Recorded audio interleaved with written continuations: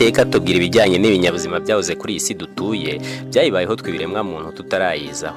Muri ibyo binyabuzima harimo ibimera, inyamaswa zigendera ku butaka, ibyoganyanja, ibiguruka mu kirere ndetse n'udukoko dutandukanye. Ibi binyabuzima byose twe dutuye kuri iyi si dushinjwa ko twayangije kubera ibikorwa by'iterambere twadukanye, ntitwigeze tubica iryera.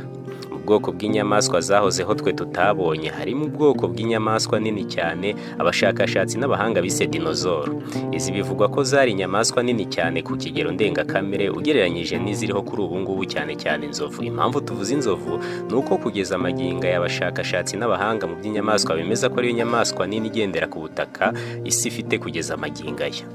Reka twivugire kuri dinozoro. Amateka yazo yagiye avugwaho cyane cyane, bazikinweho filime, zandikwaho ibitabo, mwagiye mubyumva mu bitangazamakuru bitandukanye, ndetse yewe nawe uri kureba iki kiganiro warebye izo filime mbarankuru zivuga kuri dinozoro.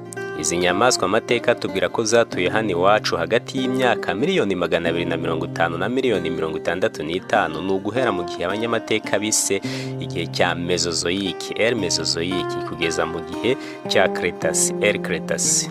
Byumvikane neza, iki gihe ikiremwa muntu kiriho magingo aya nticyari kiraganya gutura iyi si.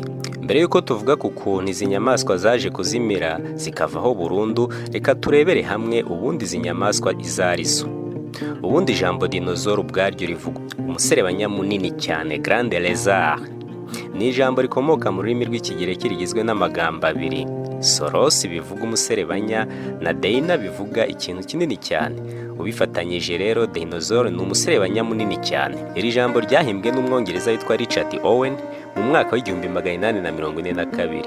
Izi nyamaswa zagiraga amaguru anatereye hasi bitandukanyeho gatoya n'umuserebanya kuko amaguru yawo atereye mu mbavu. Abashakashatsi bakomeje gukora ubushakashatsi butandukanye kuri izi nyamaswa, bemeza ko habayeho ubwoko burenga 1000 bwa dinozoro, ariko bwagiye bubaho mu bihe bitandukanye. Dore nk'ubu ngubu abahanga bavuga ko dinozoro ya mbere yabayeho nyuma ya fenomene ya Big Bang. Gato tuvuge kuri Big Bang, abahanga bavuga ko kera cyane nta mibumbe yabagaho, nta nyenyeri zabagaho, nta tubumbe duto twabagaho, nta zuba, nta asteroide, nta sanzure, mbese muri rusange ryabagaho, ahubwo mu kirere habagaho ikibumbe kimwe rukumbi kandi kinini cyane.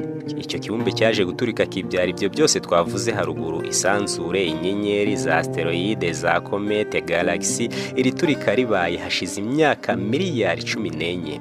Systeme solaire n'imibumbe bibayeho hashize imyaka isaga miliyari 10 ryaturika twavuze ribayeho. Uyu mubumbe wacu dutuye, uyu uriho ubuzima, uyu twita isi, ubayeho hashize imyaka isaga miliyari 4 n'igice.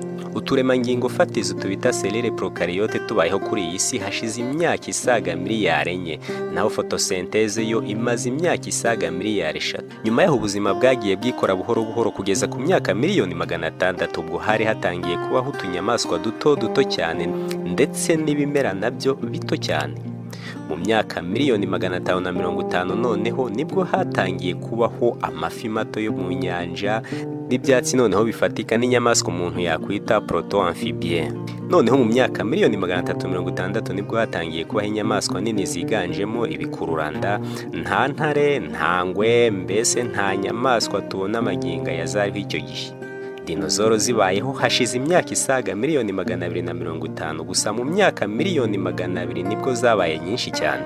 Bivugwa ko dinozoro za mbere zibayeho hashize imyaka miliyoni 230, izi zaje zitera amagi. Iki gihe ni cy'abashakashatsi n'abanyamateka bita Trias. Dinozoro ndende muri imyaka areshyaga na metero 6 z'uburebure. Iki gihe hari ubwoko bwa dinozoro bugera kuri 3, ingufi muri zo yashoboraga kutareshya na metero 1 y'uburebure. Mu gihe abanyamateka bise Jurassique, periode du Jurassique, ni ukuvuga mu myaka isaga miliyoni 200, nibwo noneho habayeho ubwoko bwinshi bw'ibinyabuzima, birimo n'ubundi bwoko bwinshi bwa za dinozoro ariko zo nini cyane kurenza iza mbere. Harimo ubwoko bwitwa Diplodocus, Sesamosaure, Prosauropod. Nyuma gato haduka ubwoko bwitwa Stegosaure. Zari nini kandi zo zanaryaga inyama. Abakunze kureba amafilime ya za dinozoro mwabonye cyangwa muzabona dinozoro itagipfa. Iyi ni ubwoko bwa za dinozoro bwitwa Dilophosaure. Iyo nyine ni filime kuko nta kinyabuzima kidapfa. Muri iyi periyode ya Jurassic yamaze imyaka isaga 55 nibwo hadutse ubwoko bwa za dinozoro zari zifite amababa. Izi zaragurukaga mu kirere nk'ibisiga. Bivugwa ko aribo ba sekuru cyangwa ababyara b'inyoni tubona amagingaye. Igihe cya Jurassic, periode di Jurassic, yarangiye mu myaka miliyoni 140 ishize isimburwa n'igihe cya Cretace, periode di Cretace. Iki gihe nibwo hadutse ubwoko bwa dinozoro bwitwa Tyrannosaure na Triceratopos n'izindi zo bwoko bw'inyoni ariko yashoboraga no koga mu nyanja, oiseaux marins. Twibukiranye gato mu gihe cya Jurassic twabwiye ko hari harabaye iturika ridasanzwe rya Big Bang, imibumbe ikavuka, ari naho isi yacu yavuye. Iki gihe isi yari igizwe n'ibice bibiri, kimwe kiriho ubutaka cyitwa Pange, naho ikigizwe n'amazi cyitwaga Pantarasa. Noneho rero igihe cya Jurassic cyarangiranye n'iturika nanone ryatewe n'imitingito ikabije, igice cy'ubutaka kisaturamo kabiri, muri wa mututu hajyamo amazi. Igice cy'ubutaka cyasigaye mu gice cya ruguru cyiswe Laurasie, kigizwe n'Uburayi, Aziya, Amerika ya ruguru, n'icyagiye hepfo cyitwa Gondwana, kigizwe na Afurika na Amerika y'epfo. Ibi byavumbuwe n'umushakashatsi witwa Alfred Wegener mu mwaka w'1932.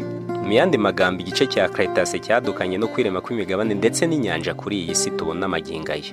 Uku kwirema kw'imigabane kwatewe na ziriya mouvement tectonique de plaques twavuze, zatumye nanone za nyamaswa za dinozoro twavuze zitatana zikwirakwira ku migabane yose y'isi.